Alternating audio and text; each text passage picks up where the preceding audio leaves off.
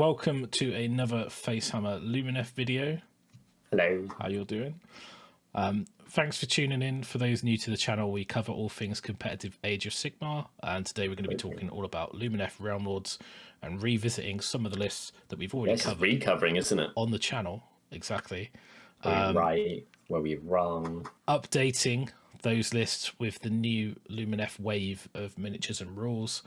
Yeah.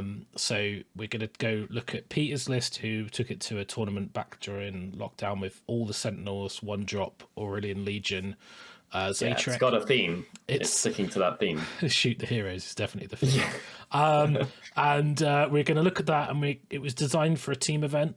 And then what we're going to do is we're going to make it more of a singles balanced list. So some might argue we're going to weaken. How are you going to make it more balanced, Russ? How can you balance something? Having more than one hero and 2 units. But so yeah, it's a cool list. It is cool. We're going to see what we can do to give it a bit more diversity in its unit. So I want to make as much as it's nice to turn up with 3 Warscrolls. Yeah, it's. I think it would get boring very quickly, and who wants twice to paint as many spells as you have 80 Warscrolls. Sentinels? But anyway, so we'll cover that, and then we're also going to look back at the Alarith Stone Guard and that temple, because we did the show on the new stuff. We didn't really cover it, and although the sort of Venari stuff got some extra units, and they were kind of captured a little bit of the core, Sentinels and that into that, because they got a little bit of an expansion to that, sort of their, what I'd like to call the citizen levy from back in the age that was High Elf lore. So we didn't really look at that temple, and although we've previously done a show with Les, you can check that out. The audio is a bit ropey because we're sat in a room doing it on one microphone when we were trying to do it on the release weekend live. So to see it's yeah, it was one of the rare occasions we got to actually visit people in real life. So that's today's show. We're going to go through it. Firstly, massive thank you to everyone who's checked out the other Lumineth videos and been subscribing and liking those. It really helps us. So yeah, thanks for engagement too. It's really nice for people to be offering their thoughts or correcting us, or we'll take all of it. Yeah, exactly. So we like to interact with people in the comments and discuss things. So if you like our content, do hit the little subscribe button. I know I do it all the time. I watch YouTube stuff and never click it, so I know what it's like. We're trying to get to 2,000. I made my first comments 2 weeks ago, having never done it in my life. Yeah. I did the same. I went on Andy Wardle's Lumineth video and check that out. Gushy comment, and if you go to our community tab, I've put a post of a link to that video, so you can check it out. I'll put a link below as well. So nice. It's awesome. It's really quite inspirational for anyone who's ever had burnout during an army project, which is pretty much everyone, I think. But also pretty unprecedented to get a painter of that level talking about army painting on that level, that openly and that directly. I can't think of many, if any, examples I have of that type of thing. Maybe we've got to talk some really nice, high quality players on Facehammer weekend, but it was awesome. Yeah, totally awesome. So Lumineth, let's get into it. So first things first, we've got a very interesting list, Peter's list, which is, we if you want to know more about it, go check out the other video, which gives you that information. But essentially, it's the Auralan Legion. So that allows you to drop your army in one, because it's all in the formation. There's only one hero. I haven't put all the spells and general and artifacts on. We'll cover that in a minute when we change it. You got so many wizards, you can just take each spell twice. You want. Don't worry about it. Just don't worry about it. And then the formation is basically Sentinels up to 4 units, which has got 4 units of 20. They're sort of split out here. That's the reason for that. And then 2 units of 10 Wardens, and they're all battle line. And then the endless spells, you've got the twin stones and the spell. 4 units of Wardens in the list. Yeah, 4 10s and 420 of Sentinels. Yeah, and it's in Zaitrec, so you get +1 to cast on your first cast from each wizard. Each wizard knows the second spell, and you also you get an artifact that gives you bonuses to cast in, and you get a ward save on the Kaflar. But essentially, it doesn't really matter. Obviously, it's 1960, so probably a chance at a triumph. which is quite big. Obviously, you still get Aether Quartz, so that's like Triumph Plus. So I imagine that, after we did that show, we had a bit of interaction with Peter, and he said that using the Aether Quartz on the Kevlar or the unit to get the twin stones down, and then the twin stones tick up with each cast, but it's always got a 1 on it, so you can always just keep burning it for +1 to cast. And the idea got that many wizards, right? Yeah. The idea is to try and force through the spell portal the reroll hits against your target you want to kill, because Sentinels have a ridiculous range. They don't need line of sight, and they do mortal wounds on a 6, but you can empower their weapons to do them on a 5. So the idea is you don't have to reroll misses, you just reroll hits. So you can reroll hits that aren't 5s and fish for mortal wounds. And because you've got 80 archers, and I believe they've got 2 shots each. They must be. They can't have 1, can they? They wouldn't. You wouldn't spam them if they were 2 shots each. 24 don't need line of sight or something like that. 30 inches. No, it's 1 shot. Course. So they've got two profiles. One's lofted, one's aimed. So the aimed has rend. Lofted is 30. Start your shooting phase, pick an enemy unit with 30 that's not visible. Then the lofted, they can all shoot at it. And you choose which one you want to use. If a modified rolls a 6, it does a mortal wound. And the attack sequence ends. They're a wizard. They get Parahish on a 6. Then they can use the Sun Metal as on a 5 or not. So they can basically empower themselves.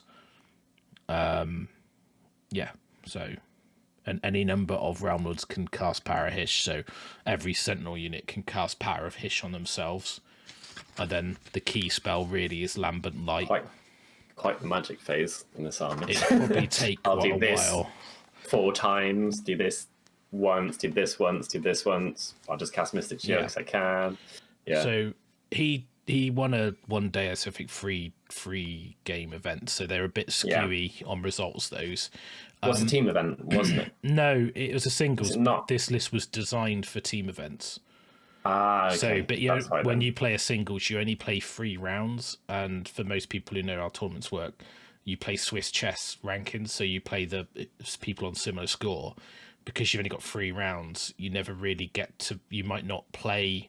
It doesn't get as distilled. No, you don't get like that level of cutting to the top.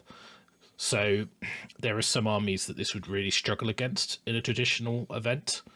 In a team event, it struggles against any 1-drop army in the world. Deepkin as well, I'd imagine, would be a nightmare. Yeah. Just deploy your Cloud of Mist closer than everything else, turn off your shooting phase and profit. Then you go, now all my stuff's coming and getting at you. And if you double turn them, you wipe them out. Anything worse than that would be KO? KO would be bad. Even stuff that can set up off the table.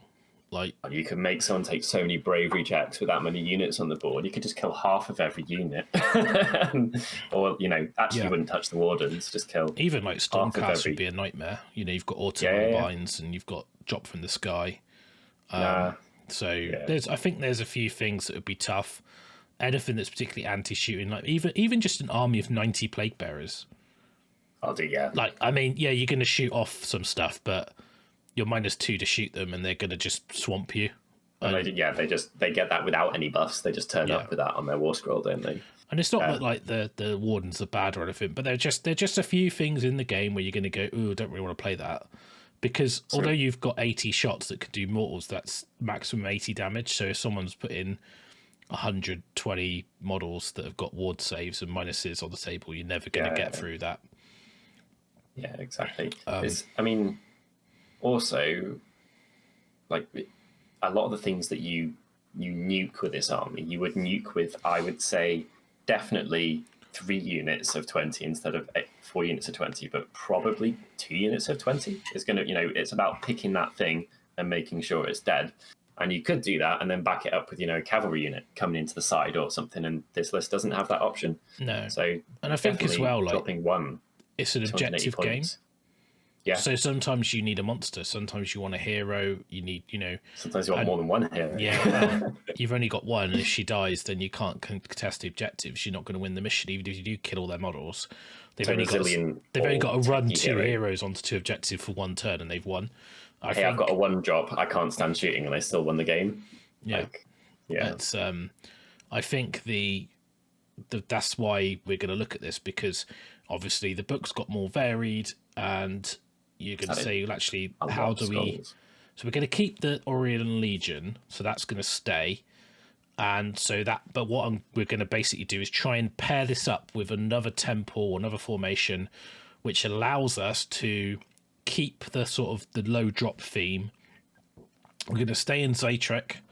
We're going to try and lean into the casting, and what I want to do is basically make a more rounded army.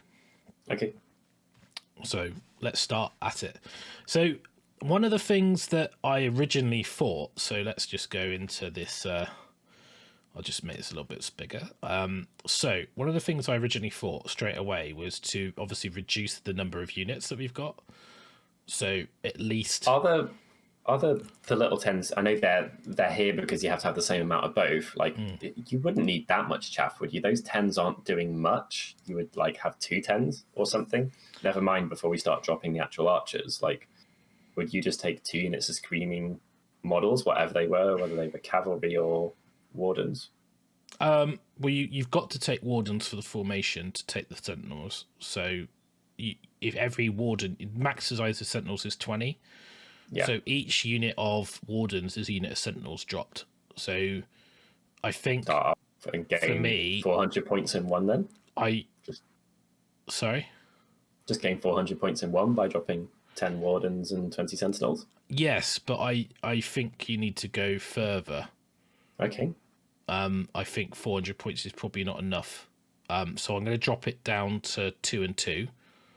Cool. And then expand, and then see if we then reduce that and expand the original. 800 points is quite a lot to play with, isn't it? Well, it's a nice amount of points, because it's straight away if you want a formation that has a cost on it anyway. So one of the things that I'm quite like is the Law Seeker. I think he's probably one of the best war scrolls in the game, let alone in the Lumineth army.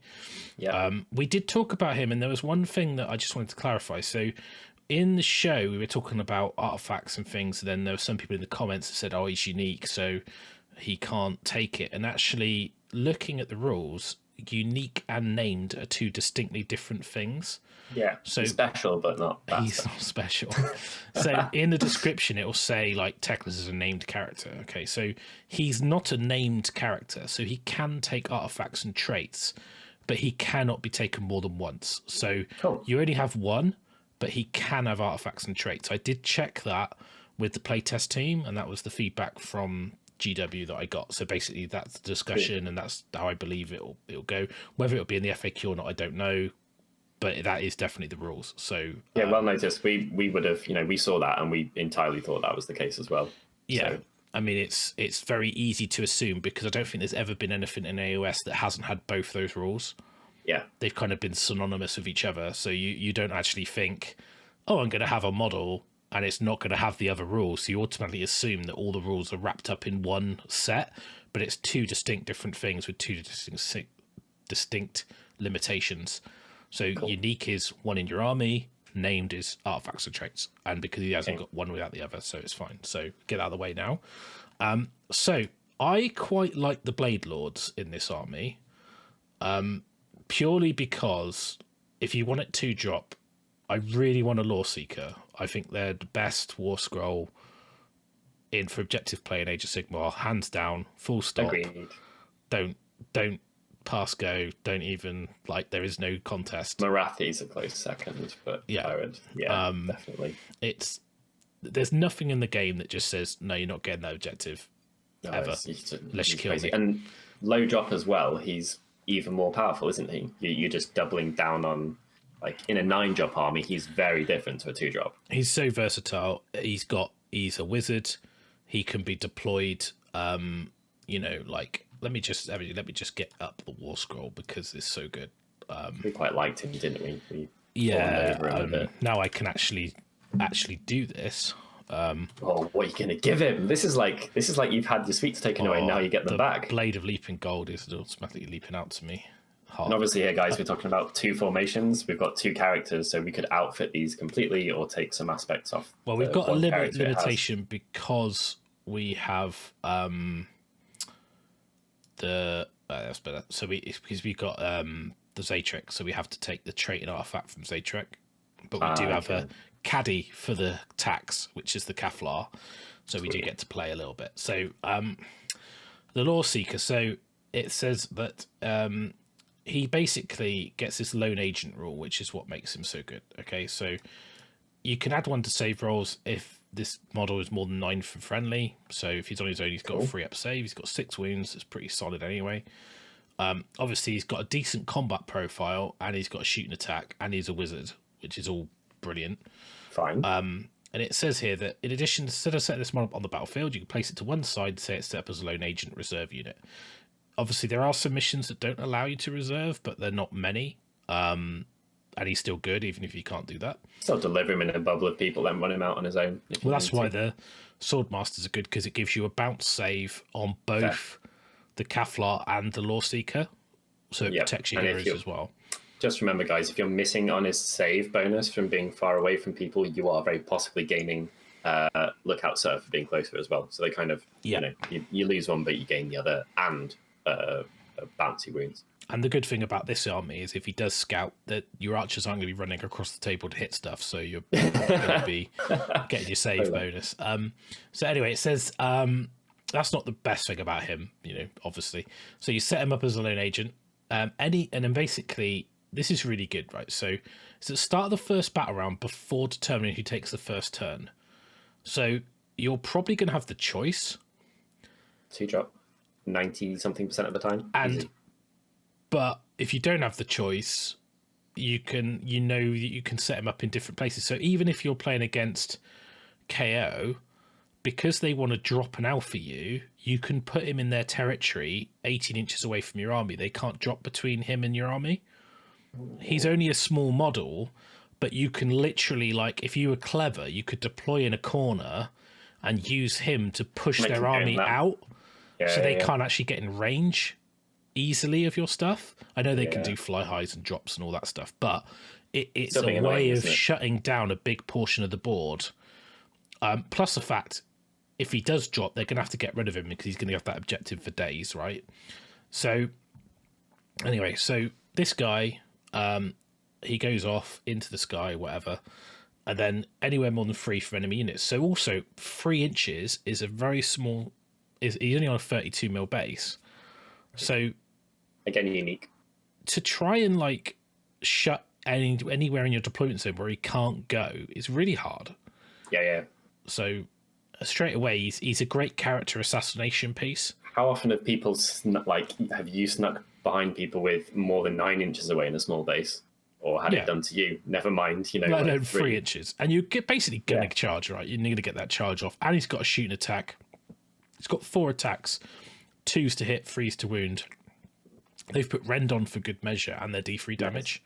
Yeah. Cool. Plus, he's a wizard, so you can set him up in the middle of their army and take something like Aether Void Pendulum and just try and force it through. Yeah. Particularly with Aether Quartz, because you can use it to buff your cast, and you're in Zaitrec anyway, so you're getting +1. So you could literally just go, right, I'm in the middle of their army.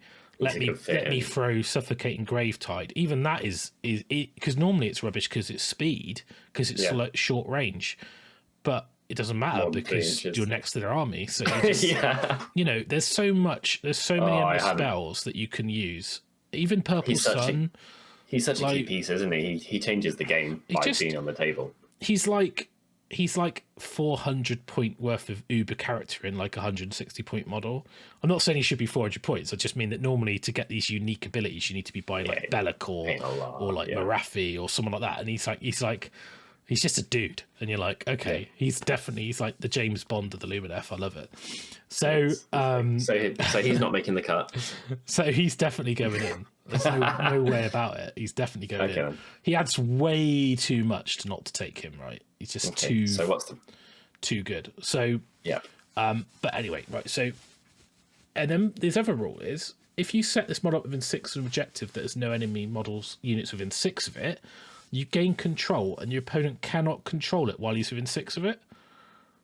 Sweet. Like any of these missions where like they're in the middle of the table, like, you know, any of these like objectives where it's heroes and the objectives are like out there, you just go, well, I'll go first. I'll set him up next to it in terrain. You know, he's there.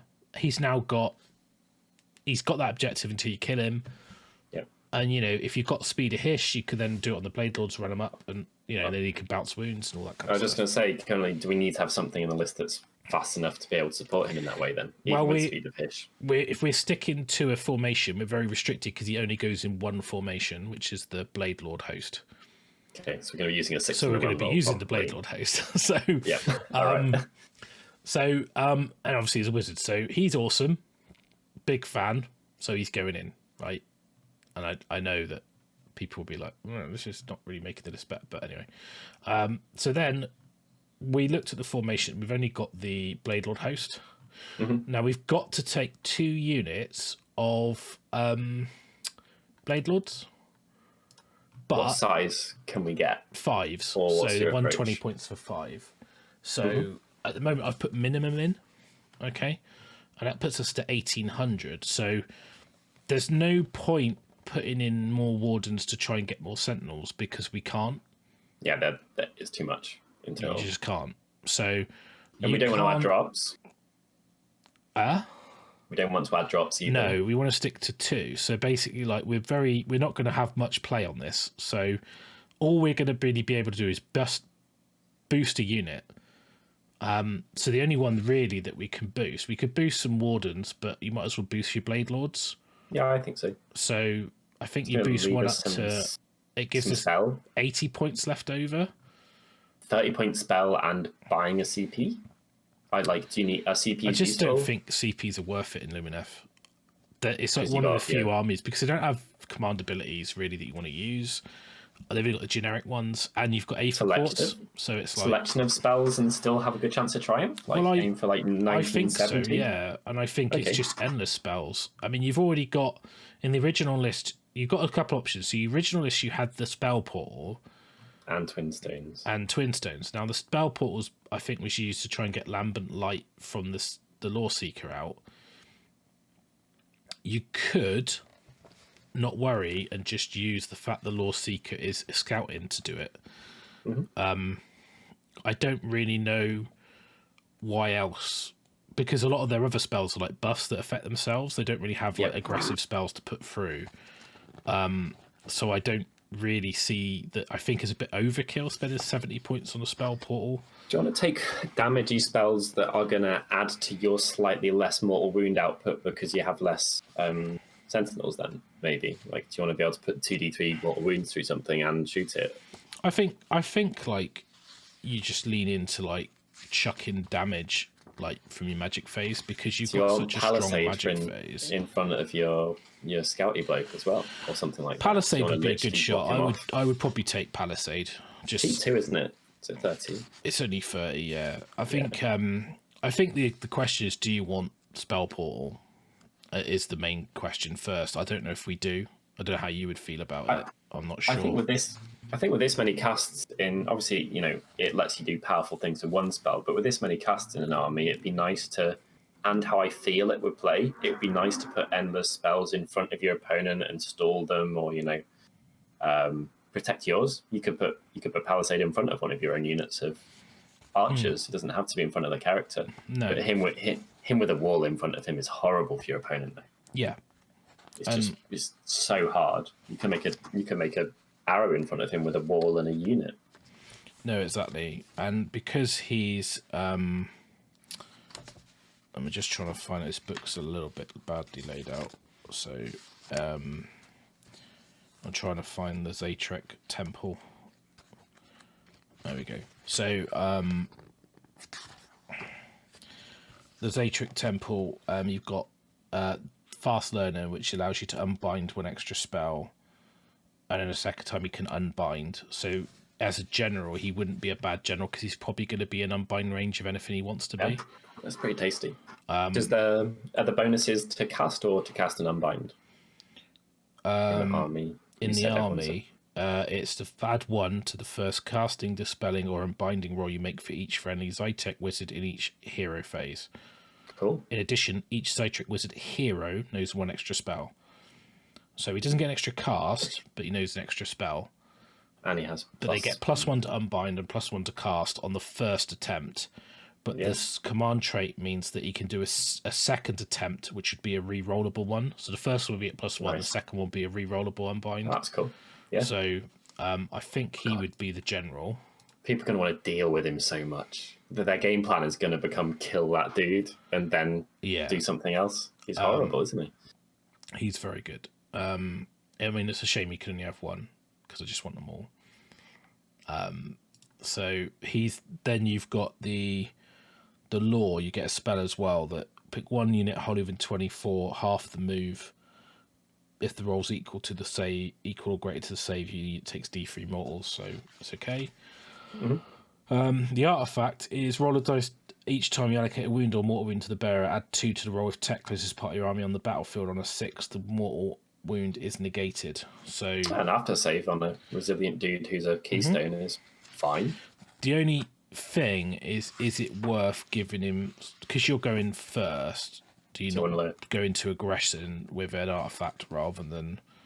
It depends if you see yourself playing him sat there waiting on an objective, or ruining someone's life and zipping in from 3.1 inches away in first turn, I guess. Scenari hero. So what can they have? I'm just checking what their generic artifacts are. So got Blade of Leaping Gold as well, didn't you? Yeah, so sounds offensive. Add 3 to the attacks of his weapon, so he's going to have 7 attacks. 5. Oh wow! And they were D3 damage.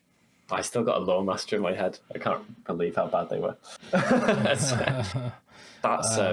a profile of attacks, isn't it? Yeah, you've got the silver one. The bearer can attempt to cast 1 extra spell in your hero phase. You're probably going to be in unbind range in a lot of scenarios, but you are at pluses. So, yeah, you can also burn your Aether Quartz for magical boost. You can say that unit with this ability after it's attempted to cast a spell, but before an unbinding roll, if you do, add 1 to the cast roll or re-roll the cast roll. So if you roll it and go, that's not very good, or magically boost, re-roll it. Yeah. So I think the extra spell, if you want to use endless spells offensively, is a good option. Yeah, that's a good point. I mean, putting Gemini through someone is going to do damage further away than Lambent Light, right? So he needs to do that. That unit takes extra damage, rerolls to hit with missile weapons. Yeah. I don't think you need the spell pool.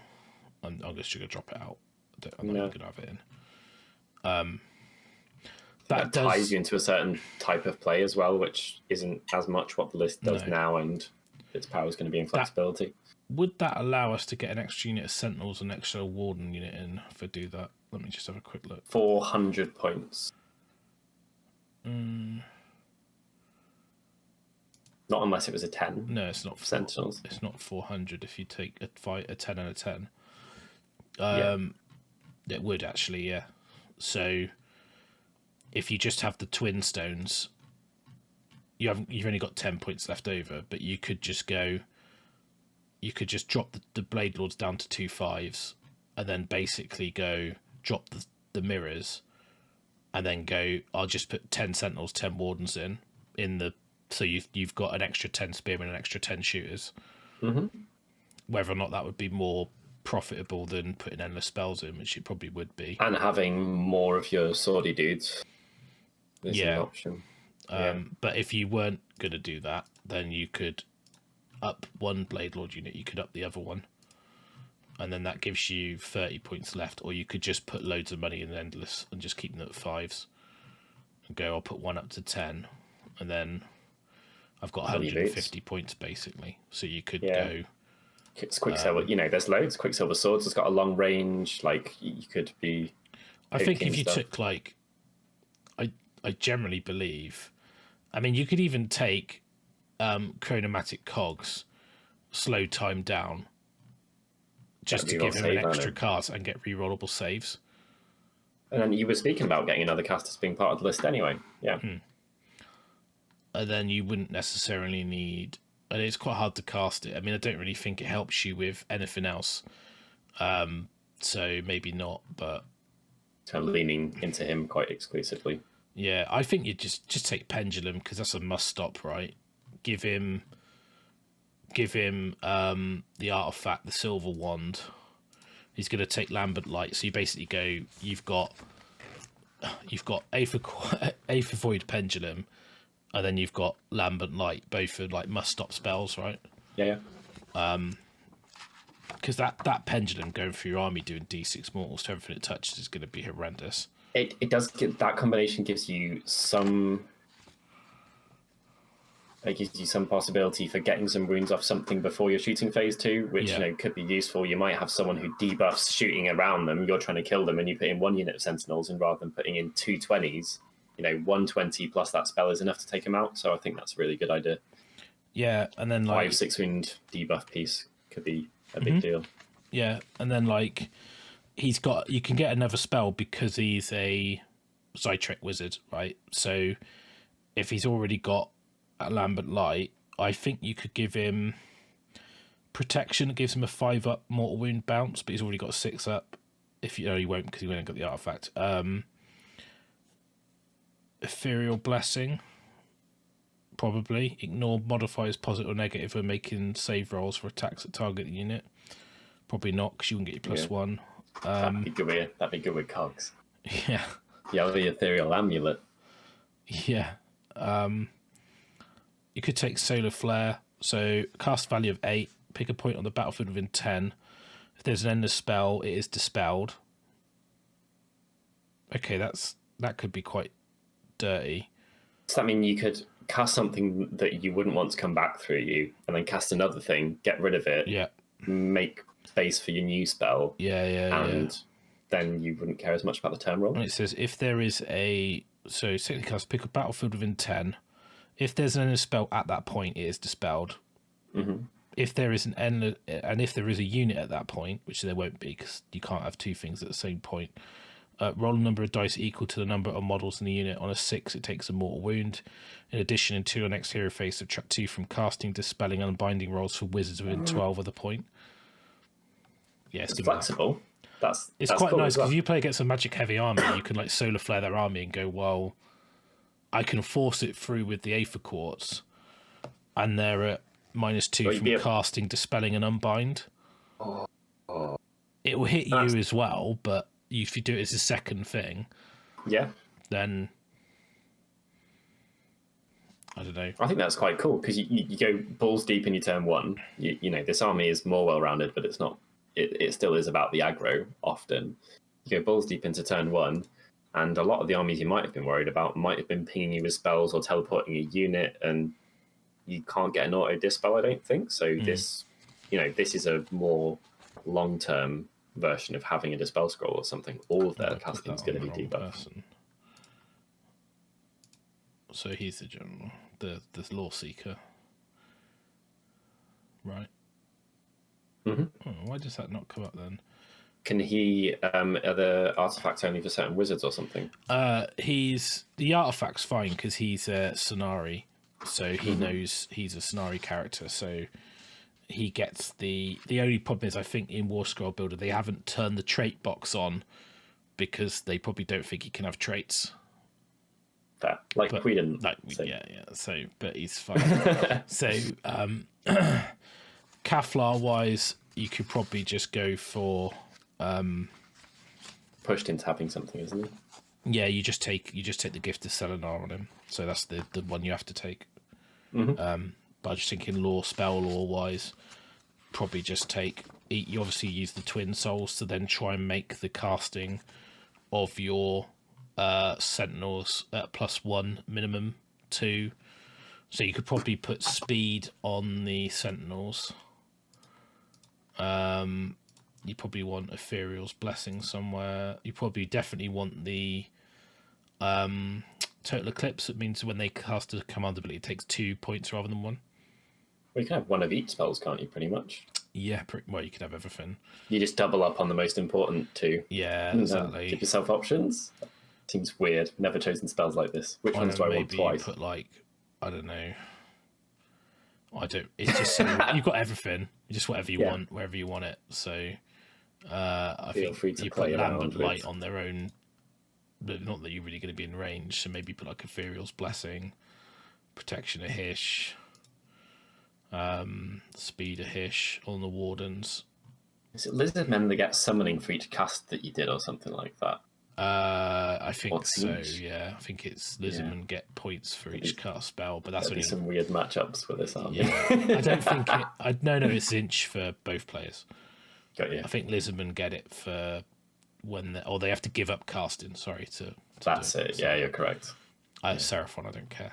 So even though the new Croak model looks amazing, but so like it's maybe a little bit watered down, but it's got 100 points left still. So, I don't know. Could put another Endless Spell in, I guess. I mean, you could just put the mirrors in if you were like, well, fuck it. If what is Palette? The Soul Screen Bridge is 100. Why not put that in? Yeah. Don't need it, but you might be able to bridge your Sentinel, your Wardens next to your Bladelords next to your hero. We've got a 10 in there, haven't we? Yeah. Yeah. That's not a bad option. It's nice to, having played shooting a lot a year and a bit ago, it's nice to be able to follow it up with something. Geminids. Geminids is always good. That Geminids would protect your Lawmaster as well. It might come back and hit him in the face, but Life Swarm. You could just get that heal. You could Geminid something with another wizard, because they can only do one endless spell each, and then use that endless spell to get rid of it with him when the unit's been debuffed, so you didn't have to worry about it coming back in your face. And you would have done 2d3 mortal wounds and something would be a -1 to hit. Palisade. -1 attack. Purple Sun. It's good nuts. How many points did you say you have? 100? Yeah. Palisade in Geminids leaves you with a chance of a triumph. Yeah, it does, yeah. You could do that. That's a toolbox. That's several toolboxes for. So Twin Stones, Aether Void, Pendulum, Palisade, and Geminids. I think that makes the most of the fact that your army's got 1 billion casts as well, right? Yeah, literally everything apart from the Bladelord's cast. So, the Bladelords. I don't even know what that formation does. I didn't even look at what its rules were. Shall we check? I was like, that'll do. How do I get that guy in? That's so bad. I'm sorry. Hey, we've got additional gifts following them. I know. Let's actually do. You can reroll hit rolls of 1 for attacks made by melee weapons from this battalion that charge the enemy. Unit that has made. That target an enemy unit that has made a charge move. So against the they charge you get to reroll hit rolls of 1. Really pointless, as you normally just auto hit with the Bladelords, but if they charge your Lawseeker, I guess you could reroll 1s. So the other thing you could give the Lawseeker, so I think this will just require it's like garnish to taste. Yeah, it is, isn't it? You can personalize this for spells or another unit of. And you'll play games and go, I wish my Lawseeker could go in and fight something and kill it in a go. We give him Blade of Leaping Gold, Or I wish he was more survivable, or or it will give him Palisade then. Or I want be more disruptive to my enemy. Or it will push through shackles onto their army or Grave Tide.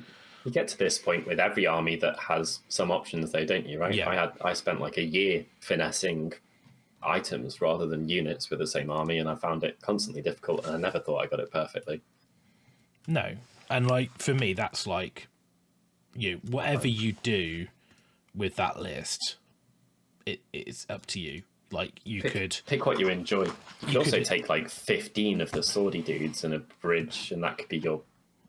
So you could drop the other spells. You could drop I don't know if it would be worth it, but yeah, you could. But you could literally drop out the endless spells. You could put an extra unit of Wardens, extra unit of Sentinels. Keep the Twin Stones because they're so powerful in this list. Yeah. Because basically what you're doing is you're using the buff on the archers with the bonuses from the Twin Stones, casting spells from the Sentinels to buff it even more. So you're +2. Casting Lambent Light normally through the spell portal, but you don't need to because the Lawseeker could just do it. but then he's also going to drop an Aether Void Pendulum or through them. The Kevlar can put a Palisade in front. Yep. You can Geminids them because they're quite far range anyway. Because if he gets 18, they get to move 6, so it's not too 24 bad. Total or 26 or something like that. Yeah, it's got a little bit longer range than normally how far you are away. But you can do those in later turns. And you got like Palisade, they Venari, so they can all get the Shining Company. So if they deploy set up, you get -1 to hit if they fight you. The Bladelords are pretty fighty anyway, but they've got the added bonus that they stop the Kevlar or the Lawseeker getting shot at and killed because they take the wounds on the 2+. So, which is really reliable. You just use them as ablative wounds for your heroes to keep your heroes alive. Bit extreme for. So, I think it's a more. You obviously lose a lot of shooting, but I think what you gain with the Lawseeker is so good. Like, it's worth dropping 40 shots for it. Like I said, he's one of those models where an opponent's entire game strategy, you'll be kill him till he's dead and then work out what you're doing with the rest of it. He is, scenarios win games. I mean, like, if you think about it, like, if he puts Aether Void Pendulum through most of their army on turn 1, he's probably going to do more damage than those 2 units of 20 Sentinels. And, he's going to justify his points at the same time. So it's like, what is the 210 points for him and the Endless Spell? Ooh, such an investment. Yeah. Like, it's so cheap. You're asking your opponent more varied questions that they have to, they've got to be able to answer all of these, and they're going to be able to answer like 2. It's going to make people just do weird shit with their deployment, right? God, yeah. They'll be like, the 3 inches oh no, thing. I've got a gap. I mean, you could even like just start putting like combat gauges down and go, I could fit in there as they're deploying. Oh, you left a gap there. I've played the Tenable Shard before. And people are just the like, Tenable Shard. I know this stuff. It's fun. Yeah, it's like, do you want to leave that gap there? I mean, like, if he had Blade of Leaping Gold, could he go and kill Nagash in a 1-er? No, but you've got some shooting that could help. I mean, he could certainly do a number on him, couldn't he? That's a good point. That's another way to look at it. I was saying about the spells being a nice way to do damage that you could then back up with shooting. You could back up your shooting with a charge. Yeah. And I think I like the idea of having like 10 Bladelords because they just can do work. And I think this army struggles with hordes, and Bladelords are particularly good against hordes. No, that's fair. So you can get their movement pretty fast as well with that spell. You cast speed on them. Exactly. So they're not slow by any stretch of the imagination. Now, the other thing you could do, let's put a pin in that one. Okay. I will just copy and save that because I need to make sure I've got these for the comments because I don't want to be in trouble. It's all good. I just thought about that list. If you're playing someone who's like 9 drops, you could string out all of your drops and make sure you finished 8th, get a really good idea of what they're doing, and then give them the first turn as well. That'd be horrid. Yeah, you could just literally go, you go first then. Oh, they're hard to drop. Like, what? I'm going to go closer to you? Yeah. Ooh. If you don't have a way to impact them on the first turn, why wouldn't you give up the turn? Oh. Like, you don't need to go first, right? So the other thing you could do, let's take the Lawseeker out. I'm not sure if this is any better, but you just get sad because you took him out. Yeah. Well, what's interesting? Kangaroos? Yeah. Okay. Hurakan Temple. It's a bit more expensive, but we have to put in Severeth and we have to put in a Wind Mage. You get speed out of this. This would have been my go-to before you told me about the other one. Yeah, and then you have to take. Is it 2 units of Dupers? I think it's 2, but maybe it's 3 if it's in something else. It might be 1 to. I hope it's 1 to 3. Let me just double check it. Fill. And this is more shooting. To be fair, yeah. Well, that's what I mean. Like you're gaining. We didn't get any more diverse. We got faster, but it's still faster delivery of shooting, backed up by people. It is 1 to 3 units, so you could literally put perfect. 1 unit in. So, which is good because the army would be too many points. There's 1960. Ooh, close. With what spells? Just the Twin Souls. So there's 40 points left over. So that's good. A Triumph is still great in this. I think if you can get a good chance of a Triumph, which I would say is 1970, 1960, but without it being extreme on a unit of 20 Sentinels, you might not get your spell off. No. Well, you've still got the +1 to cast, you've still got all the stuff. I mean, you've got the twin stuns. I mean, what you could do to get Lambent Light, rather than having the mirrors, I think this will work. So what you could do is the Hurakan Wizard can take Transporting Vortex. Pick one friendly Lumineth wholly within 12, remove it from the battlefield, set it up anywhere on the battlefield 9 for the enemy units. So you could teleport a unit of Wardens that had Lambent Light, right, next to their army, then cast Lambent Light from the Wardens. Okay, so rather than casting Mirror, then casting Lambent Light, just move the dudes. You cast Transport, cast Lambent Light. What's the range on Lambent Light? It's quite far. I think it's 18. Okay, so, you know, when we're saying that, guys, that doesn't mean you have to put them 9.1 inches from the opponent just because that's what it says. You could put them, you know, 17.8 inches away. Yeah. And you still burn the Aether Quartz for the reroll, the +1 if you want. You probably won't be in range of the Twin Stones, but you get Severith.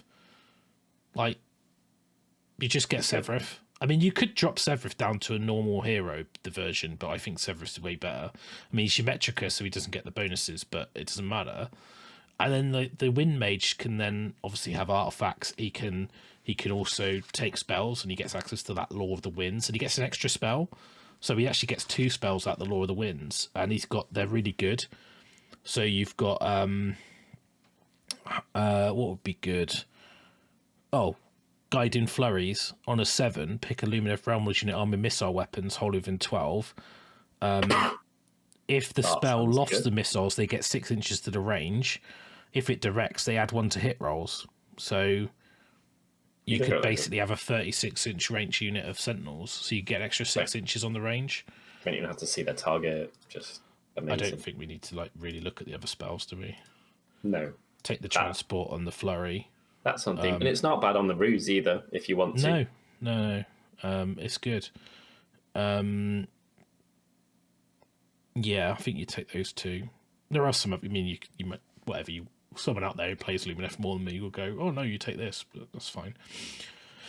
And like I say, he can still be the general. He's still fast. I mean, he's on the cloud. He's pretty sick fast. But the wind charges are quick. I mean, you only got 5, so like you haven't got loads of them, but you've got Severith. Like, just Severith. And just to be clear, you could take Severith by taking Severith and not the formation, but then this army still feels like it needs to generally be less than your opponent, and we think that's two drops or less. You are getting out there. It's 180 points that formation, so it's freaking expensive. But I think it's just because of the power of those War Scrolls. The artifact is good as well, isn't it? Yeah. I mean, like he's really cool because, like, literally, obviously we spoke about him on the other show, but if you don't know, he's got 24-inch move, disgusting, 18-inch range, 4 shots, D3 damage, rend free, amazing, 10 wounds with a 5-up, so he's pretty weak, but he's got a 5-up bounce. There's -2 to the distance enemies can pile in. Because he's Hurakan, he can pile in away from you. He doesn't have to pile in towards you. You can roll a dice for each enemy unit within 3 of this model after this model charges. On a 3-up, they take a mortal wound and -1 to hit to the end of the phase. He's just so good for just plonking on the side of people. I think until you start reading his scroll, you don't realise how much sense he makes in the context of this army. You've also got Scour. Start the charge phase, pick 1 faction terrain within 1.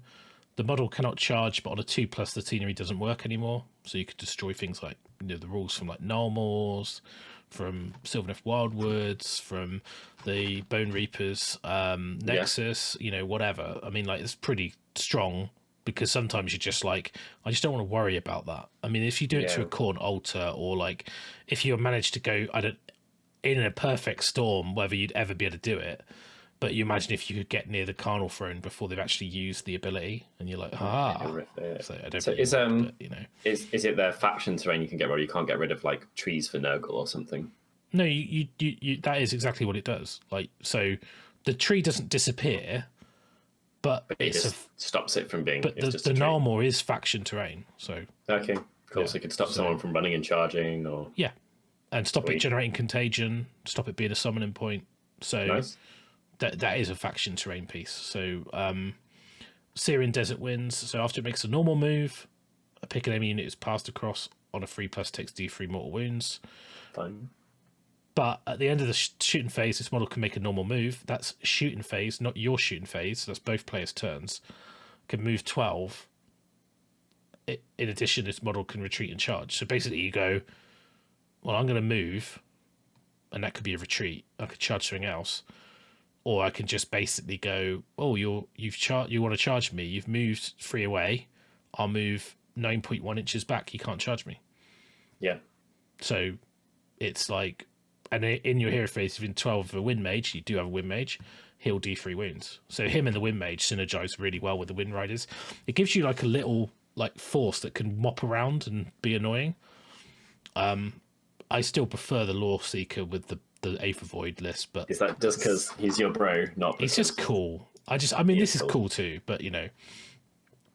In terms of artifacts, what do we get for the Wind Mage? We spoke about the other stuff, so I won't go into it too much, but let's just have a quick look about what the Wind Mage gives you.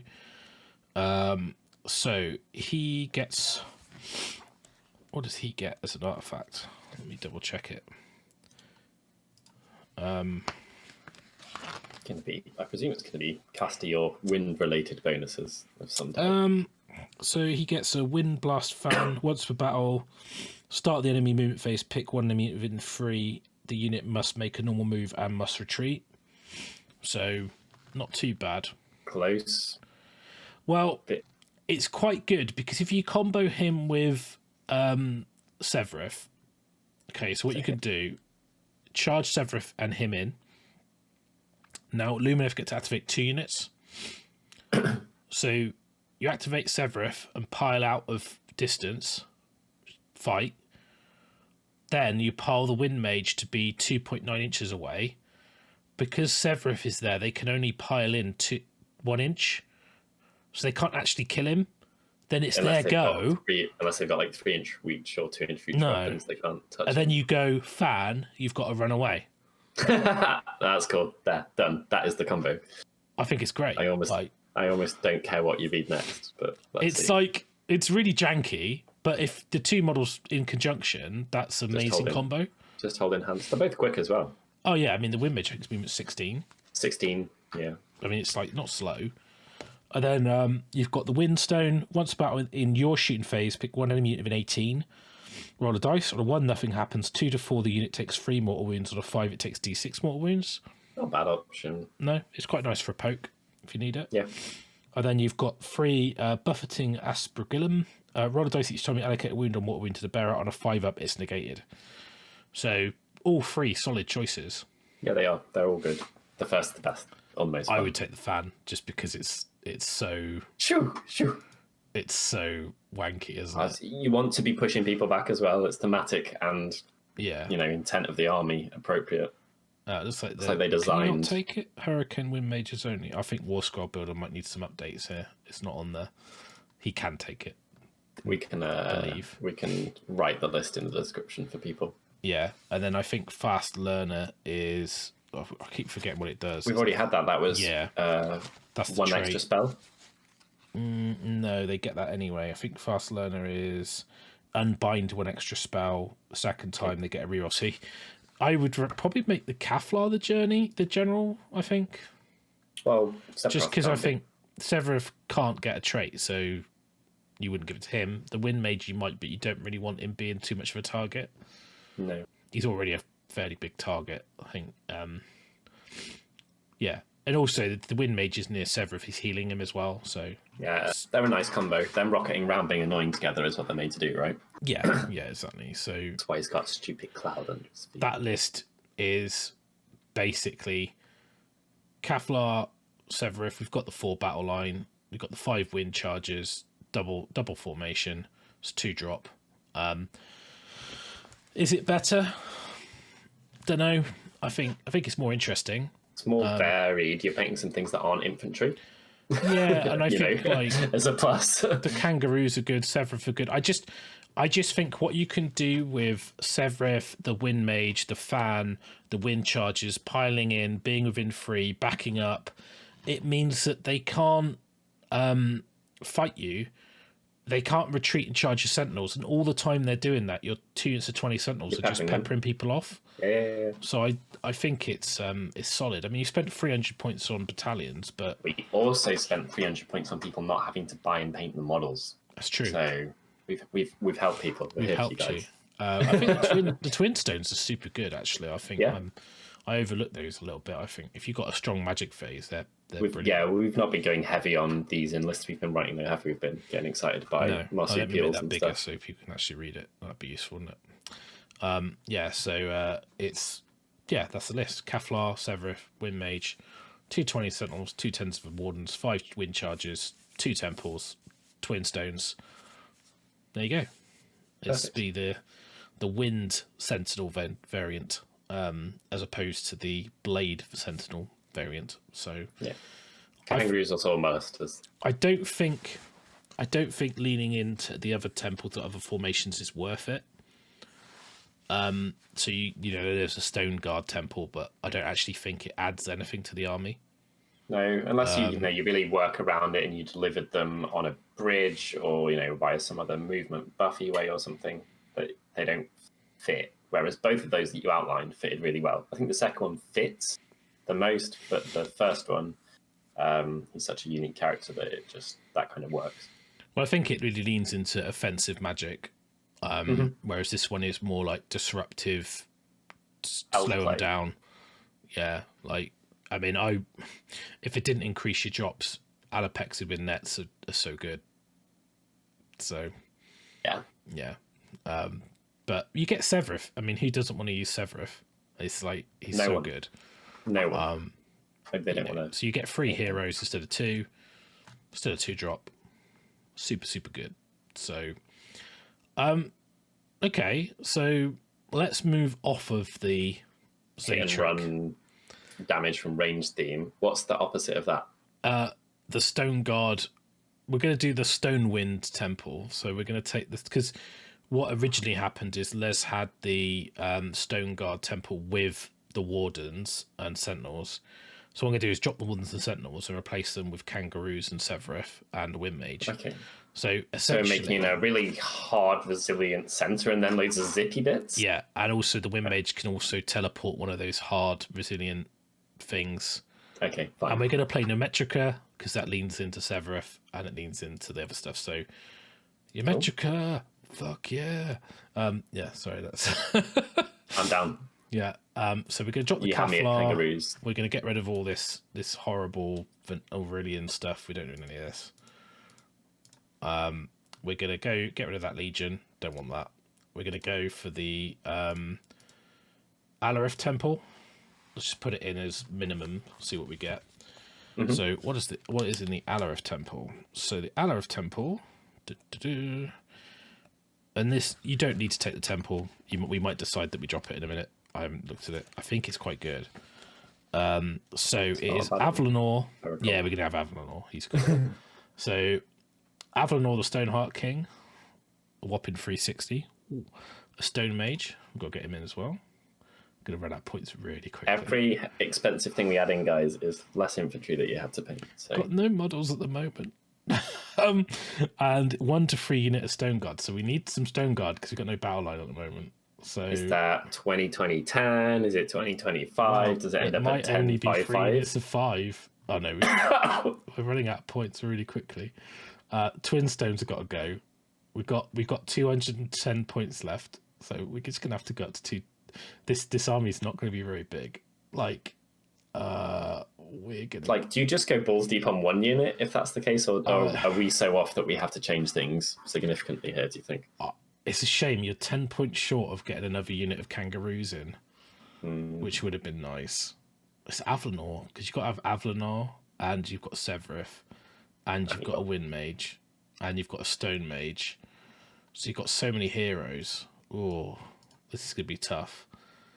I think we might have to just...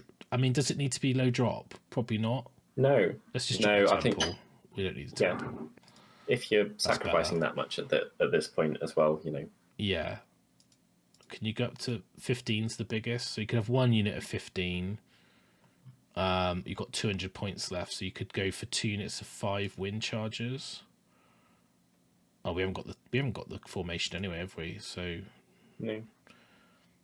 You want screens, right? Potentially, you've just raised your drops. You don't want to get alphaed. How do you protect from that? Or can you just blob resilient dudes? You've got in the 2 way units of 5 stone. I mean, the army's resilient because you've got the temple is skin to stone. Start the combat phase. Any friendly stone guard units for this battalion holding within 12 of a hero for the same battalion can turn their skin to stone. Reroll save rolls for attacks that target a unit has turned its skin to stone, but they can only pile in 1. Plus the Alarith. So if we go to the allegiance rules, because they get extra rules on top of rules on top of rules, because it's Lumineth, and they just cheat. They're like books. Loads of them are old in books. They love words. They get enduring as rock. After army's been set up before the first battle round and at the start of any hero phase, you can pick any number of Alarith units to say they're adopting the mountain stance. If you do, into your next hero phase, if the weapon used for attack targets them has a rend of 1, change the rend to nothing. So you've got you only care about -1 rend. You're re-rolling saves. I think they even get an extra bonus to that in Ymetrica. Tectonic Force. At the end of the combat phase, pick 1 enemy unit within 1 of each Alarith unit. You cannot pick the same enemy unit once in the same phase. Your opponent must move 2 inches. Move that unit 2 inches, and it must finish more than 1 from Alarith units, so you get to push them back.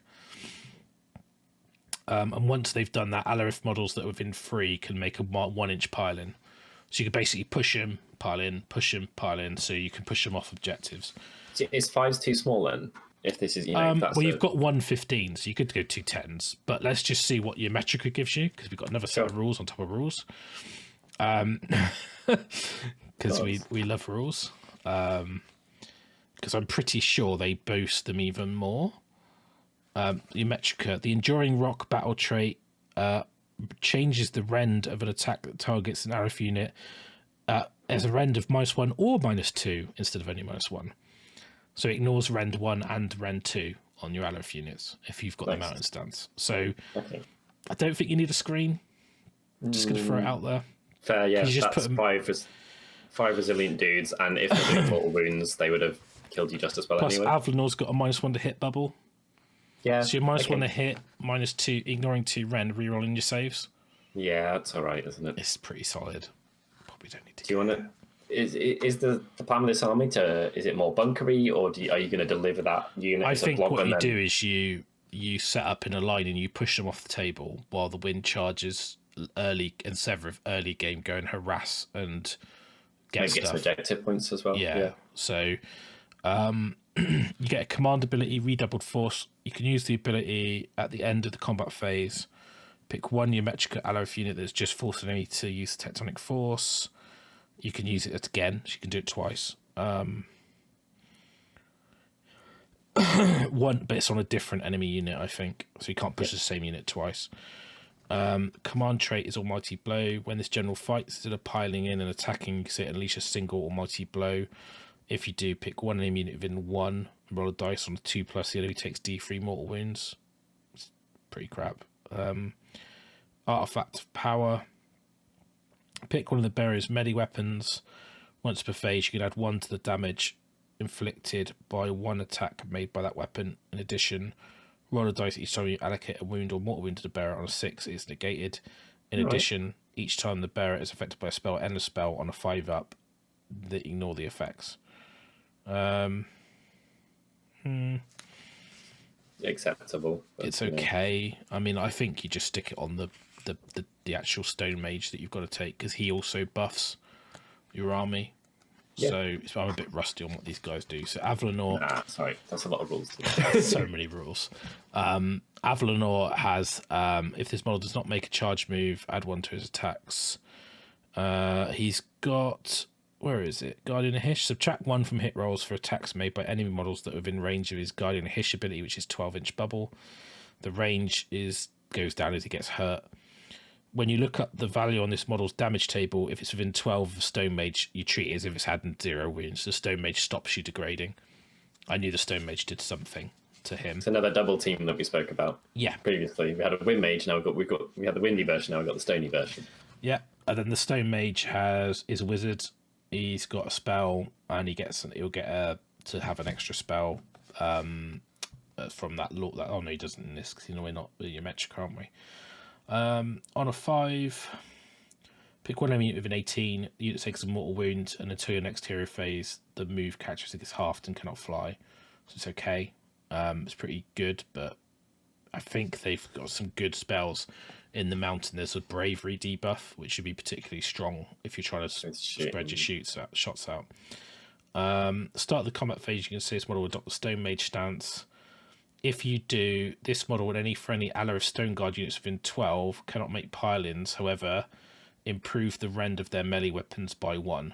So you're better at defensive by 1,000,000 or 3, and you're better at offensive by 1. Pretty solid, right? Those 15 would be scary, wouldn't they? What are you going to do against I think you just go 2 10s, though.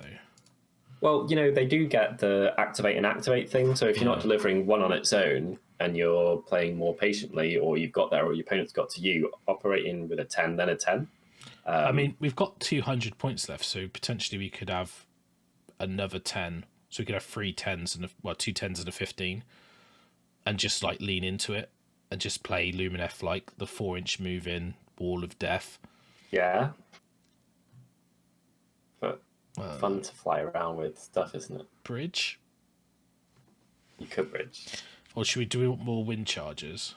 Problem is they're 130, so if I get one unit of wind charges, then you've got 70 points left to do nothing with. Unless you wanted an endless spell and a triumph or something. Yeah, maybe you put the let's have a look at the spells. Let's see what we get with these. So, who's the general going to be? Let's pick the Stone Mage general, because we don't think it's very good. So, I don't know what all these things are. Ymetrica hero. And then we've got a Ymetrica gift that'll go on him as well. Law of the High Peaks. What's he taking? So the problem is not being Zaitrec. You don't have the extra cast and stuff. So like you if you take endless, it's all right there. Casting it. Yeah, because you don't even have Venari that are wizards, so you don't even have the infantry units to pop them out. Yeah. So you take like 1 if it was useful. Yeah. You still got your Aether stuff. I haven't put. Oh yeah, the Aether Quartz, but it doesn't give you extra casts. It gives you bonuses to that cast. I might be tempted just to go, if you're not bothered about drops. I think I might just put a Law Secret anyway, because you don't have to take the Wind Mage. Yeah. But the translocation's kind of important, right? And they go. Yeah, it is, and they broed up nicely. Yeah, and he's got a good artifact, hasn't he? Because we can give him that fan, even though it's not showing up for some reason. Yeah, must be missing. Yeah. You could take. You could take Wind Mage and not a second unit of chargers or anything. You just have a few more characters in there. If that was, that could be how you figured stuff out on the way to adding more infantry or more kangaroos or whatever. I mean, you could start off like this and then just play around with it. I mean, you've got Avalanor. I mean, he's a badass, right? So yeah, it is cool. Should you put Alfarian? Oh wait, I like models like I like him. Sigvald. I like him a lot. He's not Sigvald. Sigvald's good. I think Sigvald's good because everything else in the book is bad. No, I'm kidding. Don't hammer me in the comments. That's fine. But that's part of why he's good. I don't think Alfarian's bad because everything else is so good. Yeah, fair. He's bad, but he's like. I could prescribe to that. They've got somewhat similar roles, sizes, comparable stat lines to some degree, but it just feels like he should have been a wizard. Then he would have been worth it. Would have made a bit more sense, yeah. But it's anyway. What was I looking up? Law of the High Peaks. I mean, to Battle Shock, don't care. Could ally in Eels if you weren't worried about them. Cannot move. Voice of the Mountain. I think this is the one. If Voice of the Mountain is cast on 6, if cast at the end of the turn, subtract 2 from bravery of enemy units, then until the next hero phase, subtract 1 for bravery. So it's a bravery debuff. I don't know if it's that useful. Like, it sounds good, but I think you could be doing other stuff. You could also ally in Sharks if you weren't worried about drops. If you wanted to be restrictive to people. It's true. And have fast things to back them up. They're move 14, aren't they? They went up in points and they gave 2-inch move. Yeah, I think the wind charges are good though, because the chance of 5 wind charges aesthetically looks nice as well, right? Yeah, it does. So it's much more appropriate. That gives us a tempo of wind. Windstone, stone wind, Stone wind. Stone wind. Living Fisher. Wind and rocks. mountains is appropriate. Yeah, it is. The Mountain Gale. There you go. Pick 1 point at the battlefield within 9. Draw a straight line. Don't care. Entomb. Pick one enemy model within 18. If you roll... Oh, okay. Roll a dice. If the roll is greater than the model's wound characteristic, it's slain. If the roll is a 6 but not greater, then it takes d6 mortal wounds. Could be useful. Is it pick a model? Or Yeah, pick a unit? pick a model. So you could take out a standard bearer pretty reliably if you wanted, or a musician or... Yeah, it's on 7, 18-inch range. Stipulations, yeah. It's not brilliant, to be honest. I think this list should be delivering people to where they need to be or making them better at what they need to do. Yeah, I mean, it does mean that you're probably going to be just casting like an endless spell with him. So you could just look at putting Bridge of Shadows in or something and just be like, or something that allows you to move quickly, like Cogs maybe. Yeah. Then you've got Assault of Stone on an 8. Pick one enemy unit wholly within 24. Roll a number of dice equal to the casting roll. For each roll that is less than the unit's save, it takes 1 mortal wound.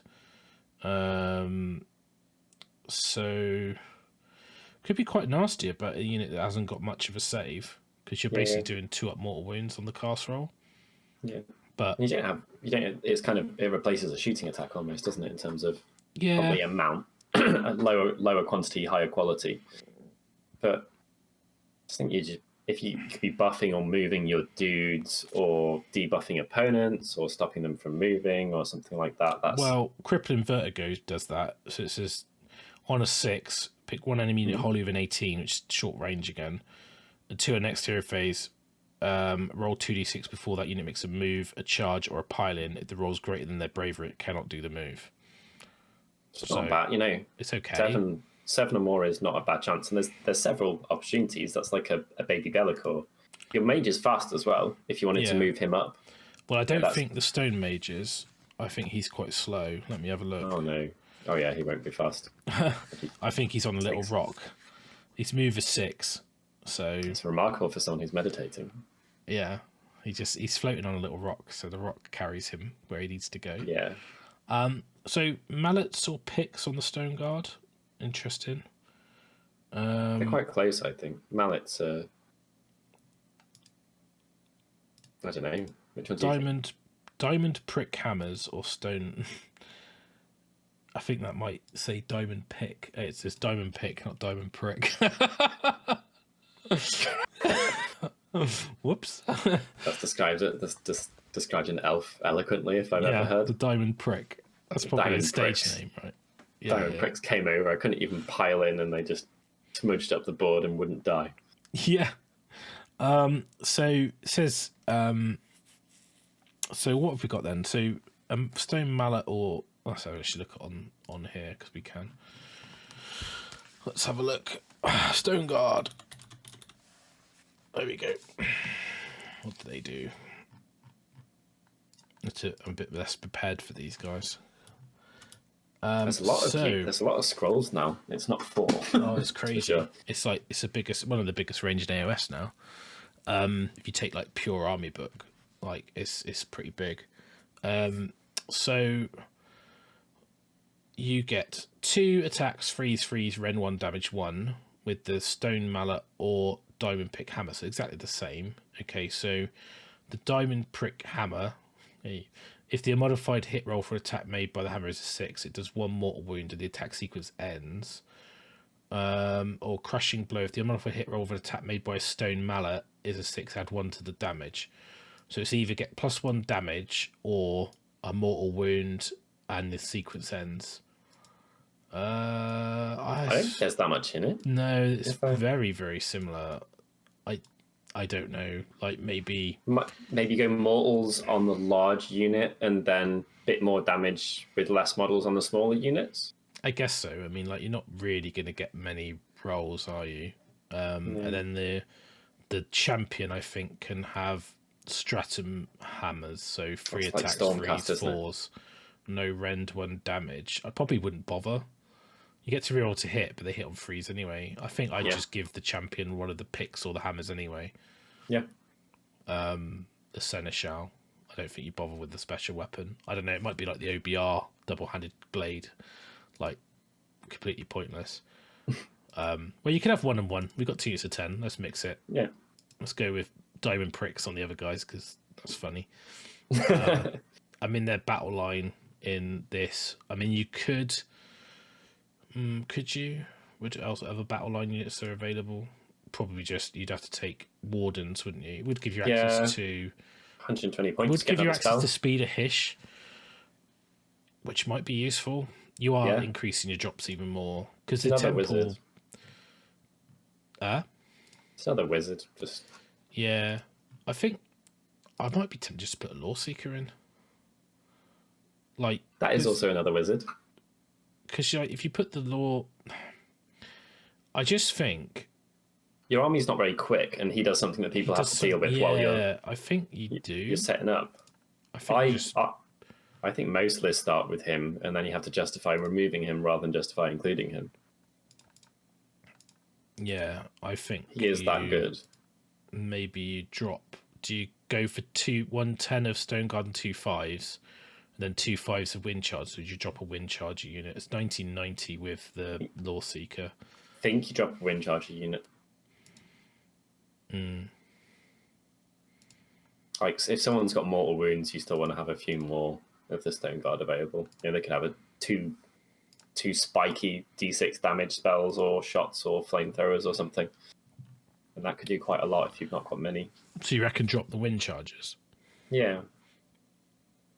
And then have more Stone Guard. And then that probably gives you the points to have 115, or we go back to 2 10s. 2 10s. And then that allows us to have got 40 points. So Endless Spell. Or Triumph. Pendulum's like 50. Unit. I just think what a Triumph would do on those 15. Yeah. Like, hello, I've teleported a 13 into your face. They are re-rolling hits, wounds, or loads of them are good. Yeah, you could use. Shame you're just like 10 points out. Yeah, you could use it to re-roll saves on a turn when you didn't use their other re-roll saves ability. Therefore, they were allowed to pile in more than one. Or I might not have said that perfectly, but a Triumph would give you flexibility with that. They're horrible. That's Death Star. So if you run a 15, at the moment I've got a 10, 2 10s and a 5. But if you reckon run 1 15 and 2 5s, I mean, like the Wind Chargers. More aggressive teleport-y version of the list, isn't it? Yeah. 2 5s is a bit more patient. Again, like the Wind Chargers, only 5 Wind Chargers. It's like, yeah, they're good, but I mean, they are good, but yeah, I suppose they are cheap for what they do, so they might as well go. Yeah. And you can also make a very long screen with them. If someone has a mortal wound, low drop army, you can cover like 2 feet with 5 cavalry, which is enough to hide both your Stone Guard. I think the Law Seeker helps you with that as well, because you can put him out there and he just blocks off table space. He does. They can also go in front of the Law Seeker. Don't forget, you do have Avalon or the Stoneheart King, so that's cool, right? So yeah. That army would look good as well. I think Blade of Leaping Gold on the Law Seeker in that one to be aggressive. Yeah, it's just fun. That is wicked fun. That army is fun. You can take Speed a Hish, because if you get a mission where he has to set up in your deployment zone, he can Speed a Hish the 15 to go across the table. That'd be cool, yeah. I know it only gives him a double move, 4 goes to 8, but it's still it's fine. It's still speed, isn't it? I mean, they're also so resilient. You're not worried about them standing, unprotected in the wind quite as much as a lot of units like that. You could use a 6 on them run, and if someone runs into them, it's what are you going to do? Lose 3 and kill your opponents? Yeah, you're not going to take Almighty Blow on the Law Seeker, are you? So it's not worth making him the general. Yeah, I mean, he could take any spell you want, really, but I think speed is useful in the army because you're slow. Gives you the option. You don't always have to use him like that anyway. There might be scenarios where, it doesn't matter whether he can start on the board. Maybe the objectives don't start on the board. So it might just make more sense to move something up, annoy your opponent, and then walk him towards the objectives when they land. I think aesthetically as well, it looks quite cool. Because you've got Severith, a Wind Mage, Avalanor, a Stone Mage, a Law Seeker. You've got shitloads of heroes. Yeah. Then you've got 15 Stone Guard, 2 5s, 5 Wind Chargers, and that's it. but it's a really good starting base. You know, you could add, if you felt you were 2 character heavy, you can just remove one and add something you want in nice 5s or 10s. It'd be awesome. I think you're only a 6 drop. It's not bad. So yeah, it's okay. I mean, like if you drop like the Wind Mage, I think you need the transport in Vortex just to try and transport the 15 Stone Guard up the table. Yeah, if you're going that way, you could always go 2 10s and not have the Vortex if you wanted. But I mean, the Wind Mage, you could go, well, what does he add? But the only reason you've got the Stone Mage kind of adds the buffs to Avalanor. And you do have all the defensive buffs of the unit. I mean, I think you just set them up on the 12-inch line and put all the shooty fast stuff behind. Yeah. You have the option as well to like move the Stone Mage up to keep him behind Avalanor and stuff like that. You know, if you're trying to aggro the anyone, Stone Mage 100% will be sitting around Avalanor the whole game. But I just mean if Avalanor makes a charge or something, you might want to zap him up the table. mean, the other thing you could do, would you fit it in? I was just trying to think. The Wind Mage is quite cheap now. I was just trying to think if you could put the twins in because the command point generation. Not that you really need it. Cool, yeah. I think they're really good, but I mean, it's all right. It's quite cool. I'm not sure if it's better than the Sentinel list, but I think the shooting from the Wind Chargers and Severeth is still good, and the Law Seeker just adds so much. Also, if you come up against, you come up against like Daughters or some of the load of 1 wound things that have a 5 up that might be re-rolling or something like that, plowing really resilient infantry into them with incredibly good saves and debuffs is that pushes them back. Like, it's just, they answer some things that the other list doesn't, I think, very, almost automatically. Yeah, I think so. It's definitely good. Yeah, well, you don't have to paint too many models on that one either. No, aesthetically it'd look really nice. It'd look awesome. 5 awesome characters apart from Guy in the Cloud, and then the rest is great too. And like, because actually, like, you've got the big cow, you've got the two like major characters, and the Law Seeker. I'd convert the Law Seeker. I'd convert the heck out of him. I'd actually be tempted to use the brother who's got without the sister on top. Yeah, because he looks that'd be a way badass. That'd be a way to get away with not having them attached. I think it's really easy because her foot attaches to like a bit of his back banner. And you could just clip it off and stick it on, and it'll cover the hole. Yeah. And it's just him with a 2-handed sword, looking like a samurai, like old Elfarian, like perfect. He almost looks like a wandering Ronin type character. And I think if you could probably green stuff like a blindfold on him, to like really lean into the old. I'll be down to that aesthetic. Yeah, it's in the same pose basically. So you could do this army in red metal, Elfarian crazy in your good. Army. Yeah, you could spray this army silver and then wash it in red, and it would look pretty distinctive too. And someone please do this. Put it on grassy basing and give me old school vibes. Yeah, it'd be amazing. Like the actual Law Seeker, like Blade of Leaping Gold, that is scary. 7 attacks. That's just nuts. He becomes Sigvald for less points at that bit. And he's a wizard, and he's got a shooting attack. And he can do this cool teleport thing without being in Lurid Haze. All right. And he's 100 points cheaper. All right. I know. I like Sinesh too, don't worry. I'm definitely not getting debuff next time a update comes out, that's for sure. And if I do, I'll just cry. Yeah, it's eBay. Yeah, so please don't. I think help him out a bit. Take him up, just please. If you're listening. But yeah, I think that's some cool Lumineth armies. Hopefully that's giving people some inspiration of stuff to do. If you guys want to check out some other Lumineth lists, we did a live list tech show where we just made some lists. We did some Nurgle as well as some Lumineth. So we touched on a really cool Phalanx army with the Ballistas and the Dawn Riders and using Lyrior. They are martial force. Yeah, that really appealed to me. It was like the scene at the front, like like the Throne of Gladiator, where they're all like that super martial Roman legion type thing. That would look amazing. And then we also did a full-on wanky avoidance shark army, which I'm in the process of building. Perfect. Yeah, so that's on there as well. So check that out, and that's Sharks and Sharkwind. Sharknado. What a great name, Sharknado. Done. So it's there. It will never be known as anything else. No, Wind Temple with sharks. Sharknado list. Love it. Perfect. So so check that video out if you want to see those lists, the timestamps if you want to jump around the Nurgle content.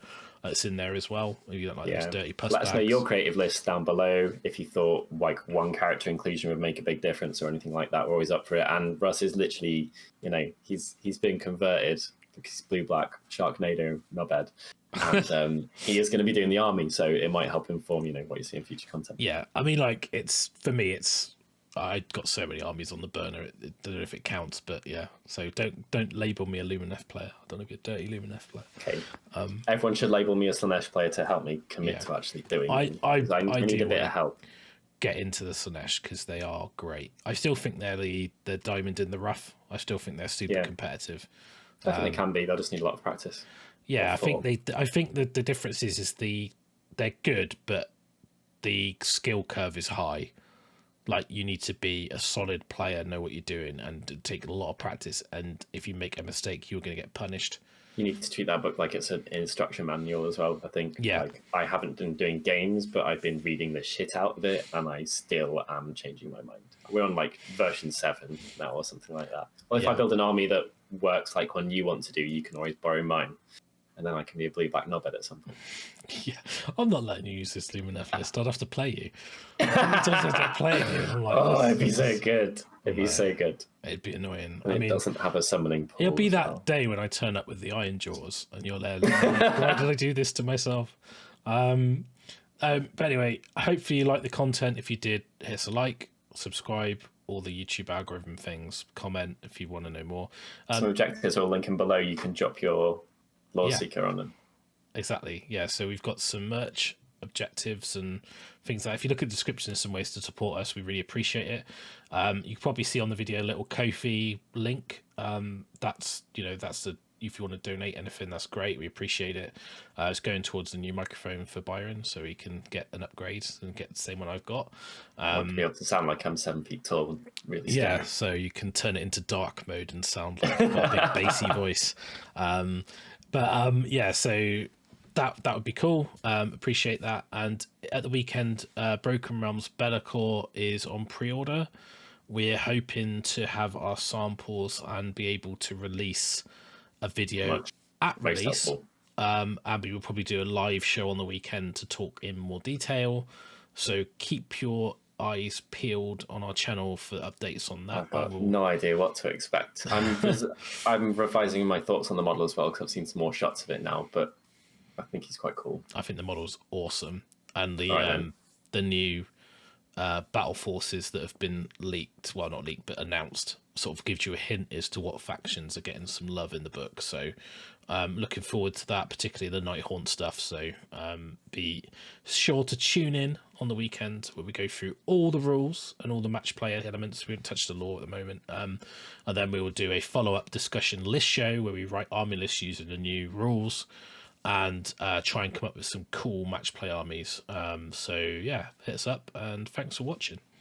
Cheers, guys. # Russ loves lizards. I don't. It's very nice, but no, I don't. Lizards for Russ. No, not doing it. I said that with Lumineth. No, I'm definitely not doing Seraphon. I know. Don't force it. Patient man. They do dry brush very nicely. You're just pushing your product onto us because, speaking of which, we're sponsored by Element Games. And Artis Opus brushes are amazing as well. You get them from there. So but anyway, Stipple dry brush Lizardman would probably look quite good, but I'm going to stop talking now because I'm going to end up buying it. So thanks for watching. See you all soon. See you in a bit, guys. Bye.